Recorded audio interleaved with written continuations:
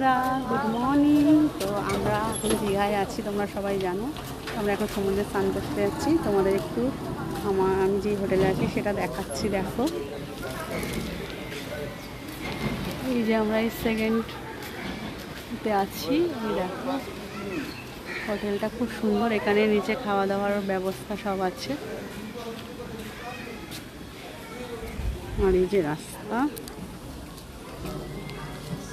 আমরা চলে এসেছি সমুদ্রের পাড়ে স্নান করতে। দেখো কত লোকে স্নান করছে। এই জায়গাটা অনেকটাই ফাঁকা, তো সেই জন্য এই জায়গাটায় আসলাম। দেখো কত সুন্দর পরিবেশটা।